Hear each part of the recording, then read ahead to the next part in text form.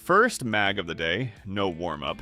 I stepped onto a crowded public line like I owned the place. I brought the safe pick, the one I told myself always shot straight, because I didn't feel like getting humbled in front of strangers. Cold hands, random box of ammo, and I rushed the trigger like an idiot. Fourth shot. I threw one so bad it looked like somebody leaned over and yanked my wrist. I stared at the target like the paper betrayed me.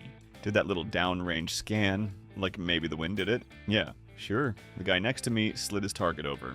Tight, nasty little cluster. No fancy setup, no flex gun, just holes touching. So I made a dumb deal with myself right there. If I couldn't beat his group with what I brought, I sold my favorite pistol and shut up about accuracy for a month. I tried to save the string. It got worse. I followed through later. I still didn't like what that gun proved, and I still hadn't said its name out loud.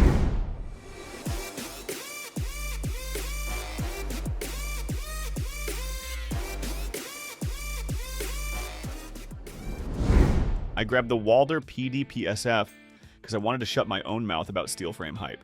No romance. Just a test. 15 yards. B8. 124 FMJ. 5 shots from low ready. Cold. No warm-up. Timer on, just enough to make me hurry. The PDPSF felt like a brick with sights. I didn't even like picking it up, but the sight picture parked itself fast. Almost too fast. First shot landed and I immediately started watching me, not the gun, because the recoil came back flatter than it should have, and it made my timing feel late. Second shot broke, and I caught myself starting to rush the reset. Third, I dragged it, and I actually said left, like I was already building the excuse. I walked down range, and that left shot still sat on the edge of the cluster. That pissed me off. Same 5 again. Same pace. I tried to force it open. It stayed tight anyway, even with me getting sloppy. Didn't mean I liked living with it. The weight got old fast. And the worst part, it made me wonder how many bad groups were just me needing something to blame. I tossed that B8 in the bag and didn't feel better, just quieter.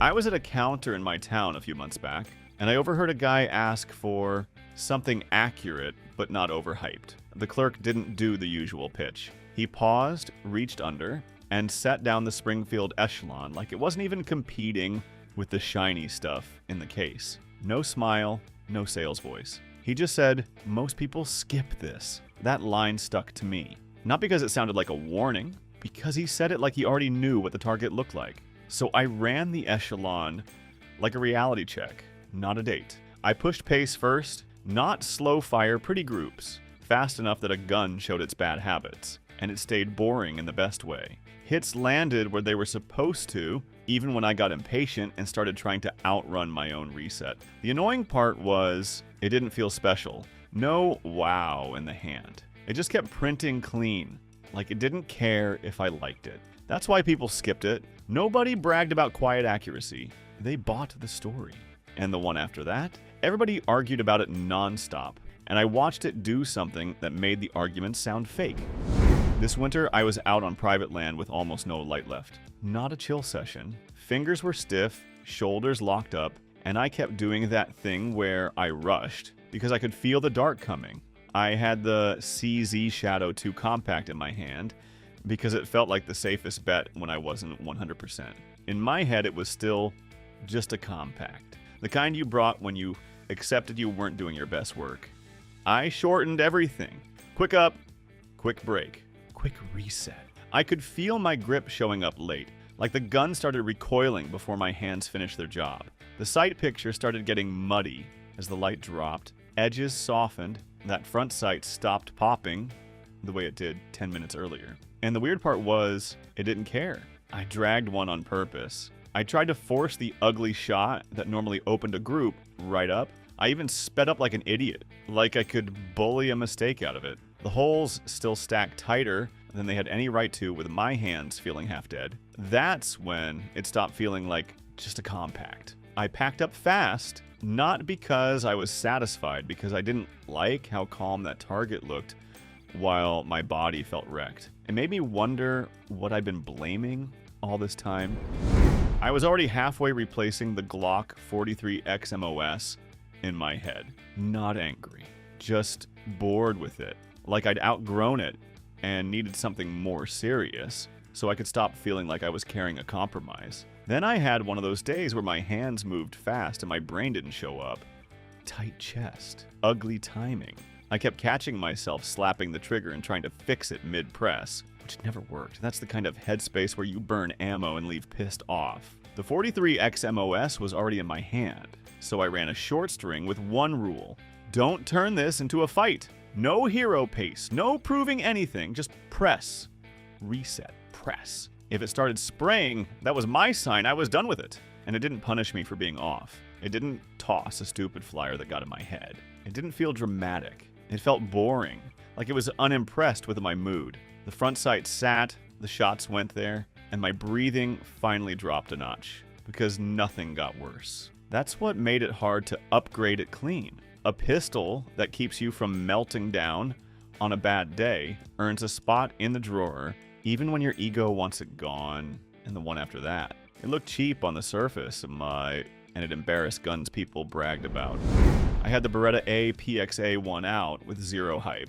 One of those, yeah, whatever guns. I wasn't trying to prove a point, wasn't chasing groups, just running it while my brain was somewhere else. I was halfway through a normal string when I finally looked downrange, and I stopped mid-string because the group looked way too tight for how casual I was being. Not nice tight, more like, hold up, what the hell is that? Tight, round still in the mag, and I'm just staring at the paper like it's about to admit it cheated. So I did it again. Same pace, same vibe, no ceremony. And that was the problem. It repeated. Not perfectly, nothing does, but close enough that the lucky run excuse died right there. Once it repeats, you can't unsee it. And my stomach did that little drop because it made that sold my favorite pistol move feel uglier. Like I didn't trade up, I just traded stories. The APX still felt like a service gun. Not premium, not a flex, which made the target feel even more insulting because I couldn't hide behind, well, yeah, it's a nice gun. I stood there longer than I should have, holding it, getting pissed off at a piece of paper. Then I grabbed the last one, the one people think they already know, and it did something that made me not want to say the name out loud. I hit record with the M&P 9 2.0 compact already in my hands, and my body got tense, like the camera was a person. Shoulders up, grip too hard, trigger finger impatient. The pressure wasn't range pressure. It was knowing every miss stayed in the cut. Every ugly shot turned into a comment. So I didn't warm up. No do-overs. I ran a short, steady string at a pace that looked honest on camera. Fast enough to be real, slow enough to not fake it. First couple presses felt over-controlled. I started steering the gun to look smooth, which was the fastest way to look stupid. Then one shot broke just a hair wrong, and my chest spiked. Oh hell, because that's usually where the group opens. And the rest turns into me, chasing a mistake.